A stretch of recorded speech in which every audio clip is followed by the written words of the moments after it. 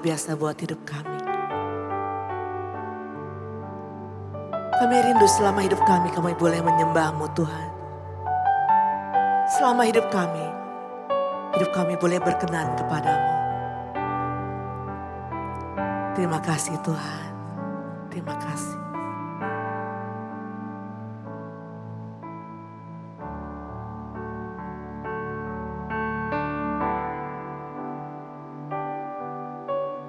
Ku tak dapat lupakan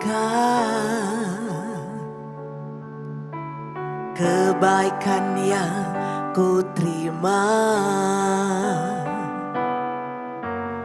pengorbanan-Mu yang mulia, jadikan ku berharga. Kau tulus menerima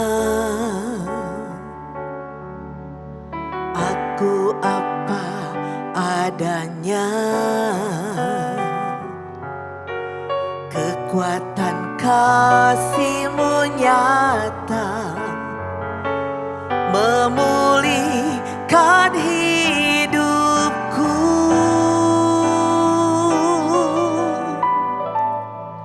Kau bukan Tuhan yang melihat rupa, Kau bukan Tuhan yang memandang harta. Hati hamba yang selalu Kau cari, biar Kau temukan di dalamku. Selama ku hidup, ku mau menyembah-Mu, sebab Engkau sangat berarti bagiku. Yang terbaik yang ada padaku, ku persembahkan kepadamu, Yesusku. Terima kasih Tuhan.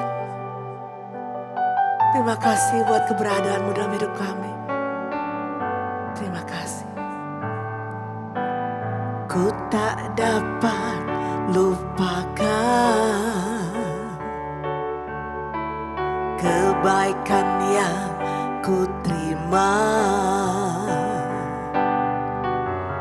pengorbanan-Mu yang mulia, jadikan ku berharga.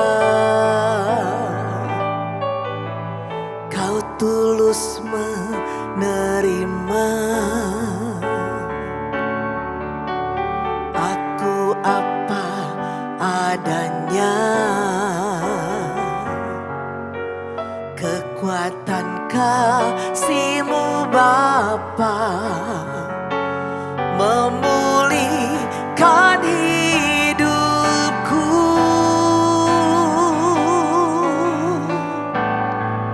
Kau bukan Tuhan yang melihat rupa, Kau bukan Tuhan yang memandang harta. Hati hamba yang selalu Kau cari, biar Kau temukan di dalamku. Selama ku hidup, ku mau menyembah-Mu, sebab Engkau sangat berarti bagiku. Yang terbaik yang ada padaku, ku persembahkan kepadamu.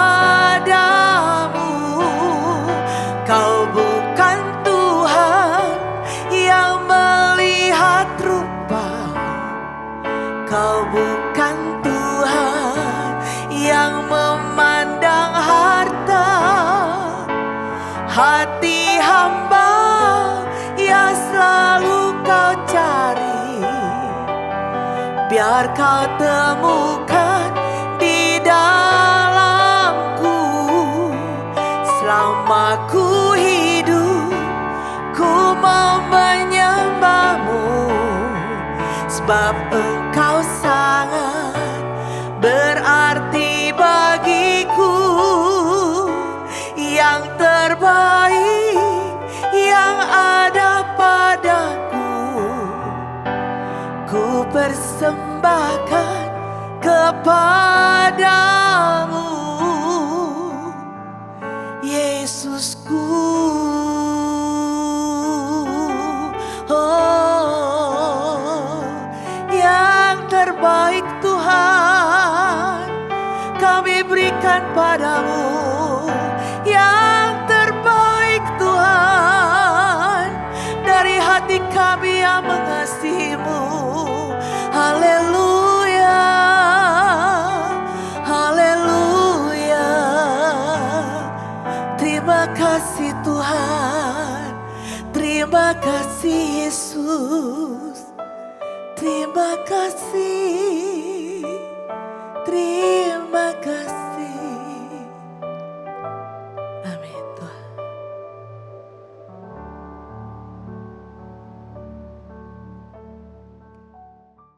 Shalom Bapak Ibu Jemaat sekalian, saat ini kembali kita akan merenungkan melalui firman Tuhan, yaitu dalam kitab Keluaran pasalnya yang ke-7 dengan judul Hati yang Keras dan Kuasa Tuhan. Dan di sini kita coba telusuri ya di dalam Keluaran 7 ini mengisahkan bagaimana Tuhan mengutus Musa kemudian dan Harun untuk menghadapi Firaun serta menunjukkan kuasanya melalui tulah pertama, yaitu di mana air sungai Nil berubah menjadi darah. Dan dari pasal ini juga kita belajar mengenai hati yang keras dan bagaimana Tuhan bekerja di atas segalanya. Dan kita akan mempelajari juga konteks Alkitabiahnya, yaitu bangsa Israel sebenarnya sudah menjadi budak untuk Mesir selama 400 tahun. 400 tahun ya. Dan Tuhan mengutus Musa untuk membebaskan bangsa Israel.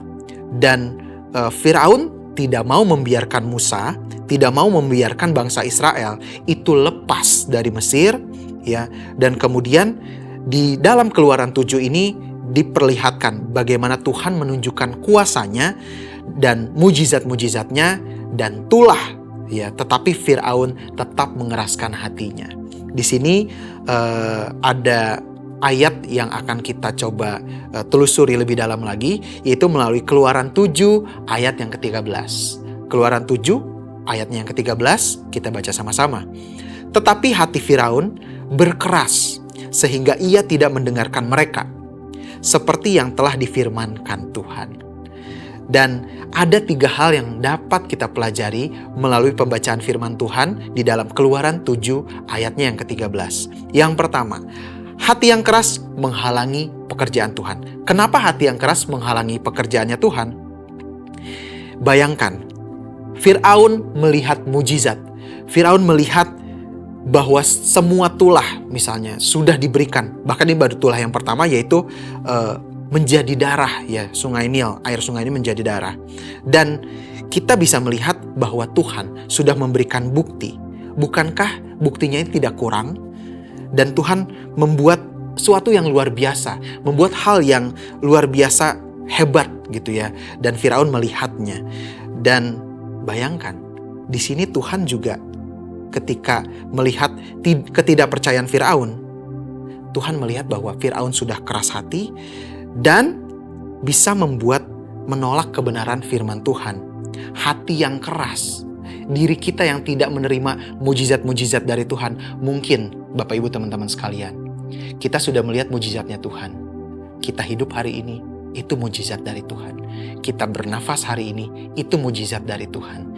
Kita masih ada saat ini. Mungkin Bapak Ibu teman-teman ada yang lagi nyetir, ada yang lagi mungkin mendengarkan firman ini dengan duduk, ya mungkin dengan suasana hati yang berbeda-beda. Itu adalah mujizat dari Tuhan. Apakah kita masih melihat mujizat-mujizat itu sebagai sesuatu yang lewat saja? Bapak Ibu, di dalam momen ini mari kita renungkan bahwa mujizat kebaikan-kebaikan Tuhan yang masih kita rasakan, jangan sampai kita mengeraskan hati kita, dan itu akan menghalangi ya bagaimana firman Tuhan meresap di dalam diri kita, bagaimana kita tetap menjadi pribadi yang positif. Dan apakah ada bagian dalam hidup kita yang masih keras kepada Tuhan? Poin kedua, Tuhan berdaulat di atas segalanya. Firaun merasa berkuasa. Oh, aku gitu ya, Tuhan, bahkan aku adalah dewa mungkin. Tetapi Tuhan yang sejati adalah penguasa atas dunia ini. Dan Firaun tidak berkuasa atas dunia. Firaun tidak sepenuhnya berkuasa atas Israel dan atas Mesir. Ya, bahkan saat Musa dan Harun menghadap Firaun, mereka tidak datang dengan kekuatan sendiri, tetapi mereka datang dengan kerendahan hati dan dengan otoritas dari Tuhan. Bukan dengan otoritas di dalam kepercayaan diri sendiri, keakuan yang lebih tinggi daripada Tuhan. Dan di dalam hidup kita, mungkin kita menghadapi situasi sulit, kita masih mengandalkan diri sendiri, kita masih percaya bahwa diri kita bisa melakukan banyak hal. Tidak. Tuhan yang berotoritas, Tuhan yang memiliki kuasa mengendalikan atas segala sesuatu. Dan kita percaya bahwa Tuhan tetap berdaulat atas rencananya. Bukan rencana kita yang terjadi, tetapi rencana Tuhan yang terjadi. Jika saat ini kita masih mengandalkan diri sendiri, kita masih mengandalkan kekuatan kita, mari berbalik bahwa Tuhan yang berkuasa, Tuhan yang mengendalikan waktu, ruang, dan biarlah Dia yang bertahta dan layak untuk dipuji dan dimuliakan. Poin yang ketiga, peringatan Tuhan adalah kesempatan untuk bertobat di dalam tulah yang diberikan kepada Firaun. Mungkin kita juga diberikan sesuatu penglihatan dari Tuhan, peringatan dari Tuhan, seperti peringatan bagi Mesir. Dan Firaun tidak mau bertobat, mengeraskan hatinya. Dan Tuhan juga sering memberikan kita peringatan melalui firman-Nya. Bahkan di hari ini melalui firman Tuhan, apakah kita peka terhadap teguran dari Tuhan, atau kita seperti Firaun yang mengeraskan hati? Dan di dalam Keluaran 7 ini mengajarkan kita bahwa hati yang lembut terhadap Tuhan jauh lebih berharga daripada kekuasaan dan kekayaan dunia. Sekali lagi, ya, hati yang lembut lebih berharga daripada kekuasaan dan kekayaan dunia. Jangan sampai kita menjadi seperti Firaun, menutup hati kita terhadap Tuhan. Sebaliknya, kita harus selalu merendahkan diri dan siap untuk mengikuti kehendak Tuhan. Mari kita bersatu dalam doa. Tuhan, ajar kami selalu merendahkan diri. Keakuan kami bukan segalanya, tetapi Engkaulah segalanya. Engkau yang layak dipuji, Engkau yang layak dimuliakan. Ajar kami untuk selalu mengandalkan Engkau. Lembutkan hati kami. Ajar kami untuk peka terhadap rencana-rencanamu, terhadap mujizatmu, terhadap kebaikan-kebaikan daripadamu. Hari ini kami hidup karena Engkau. Ajar kami untuk selalu bersyukur, dan ajar kami selalu mengikuti kehendak-Mu saja. Di dalam nama Tuhan Yesus, setiap kita yang percaya dengan penuh semangat, katakan amin. Keluaran 7. Berfirmanlah Tuhan kepada Musa, "Lihat, aku mengangkat engkau sebagai Allah bagi Firaun, dan Harun, abangmu, akan menjadi nabimu. Engkau harus mengatakan segala yang kuperintahkan kepadamu, dan Harun, abangmu, harus berbicara kepada Firaun, supaya dibiarkannya orang Israel itu pergi dari negerinya. Tetapi aku akan mengeraskan hati Firaun, dan aku akan memperbanyak tanda-tanda dan mujizat-mujizat yang kubuat di tanah Mesir. Bila mana Firaun tidak mendengarkan kamu, maka aku akan mendatangkan tanganku kepada Mesir dan mengeluarkan pasukanku, umatku, orang Israel, dari tanah Mesir dengan hukuman-hukuman yang berat. Dan orang Mesir itu akan mengetahui bahwa akulah Tuhan apabila aku mengacungkan tanganku terhadap Mesir dan membawa orang Israel keluar dari tengah-tengah mereka." Demikianlah diperbuat Musa dan Harun, seperti yang diperintahkan Tuhan kepada mereka, demikianlah diperbuat mereka. Adapun Musa 80 tahun umurnya dan Harun 83 tahun, ketika mereka berbicara kepada Firaun. Dan Tuhan berfirman kepada Musa dan Harun, "Apabila Firaun berkata kepada kamu, tunjukkanlah suatu mujizat, maka haruslah kau katakan kepada Harun, ambillah tongkatmu dan lemparkanlah itu di depan Firaun. maka tongkat itu akan menjadi ular. Musa dan Harun pergi menghadap Firaun, lalu mereka berbuat seperti yang diperintahkan Tuhan. Harun melemparkan tongkatnya di depan Firaun dan para pegawainya, maka tongkat itu menjadi ular. Kemudian Firaun pun memanggil orang-orang berilmu dan ahli-ahli sihir, dan mereka pun ahli-ahli Mesir itu. Membuat yang demikian juga dengan ilmu mantera mereka. Masing-masing mereka melemparkan tongkatnya, dan tongkat-tongkat itu menjadi ular, tetapi tongkat Harun menelan tongkat-tongkat mereka. Tetapi hati Firaun berkeras, sehingga tidak mau mendengarkan mereka keduanya, seperti yang telah difirmankan Tuhan. Tulah pertama, air menjadi darah. Berfirmanlah Tuhan kepada Musa, Firaun berkeras hati, ia menolak membiarkan bangsa itu pergi. Pergilah kepada Firaun pada waktu pagi, pada waktu biasanya ia keluar ke sungai, nantikanlah dia di tepi sungai Nil dengan memegang di tanganmu tongkat yang tadinya berubah menjadi ular. Dan katakanlah kepadanya, Tuhan, Allah orang Ibrani, telah mengutus aku kepadamu untuk mengatakan, biarkanlah umatku pergi, supaya mereka beribadah kepadaku di padang gurun. Meskipun begitu sampai sekarang engkau tidak mau mendengarkan. Sebab itu beginilah firman Tuhan, dari hal yang berikut akan kau ketahui, bahwa akulah Tuhan. Lihat, dengan tongkat yang di tanganku ini akan kupukul air yang di sungai Nil, dan air itu akan berubah menjadi darah, dan ikan yang dalam sungai Nil akan mati, sehingga sungai Nil akan berbau busuk, maka orang Mesir akan segan meminum air dari sungai Nil ini. Tuhan berfirman kepada Musa, katakanlah kepada Harun, ambillah tongkatmu, ulurkanlah tanganmu ke atas segala air orang Mesir, ke atas sungai, selokan, kolam dan ke atas segala kumpulan air yang ada pada mereka, supaya semuanya menjadi darah, dan akan ada darah di seluruh tanah Mesir, bahkan dalam wadah kayu dan wadah batu. Demikianlah Musa dan Harun berbuat seperti yang difirmankan Tuhan.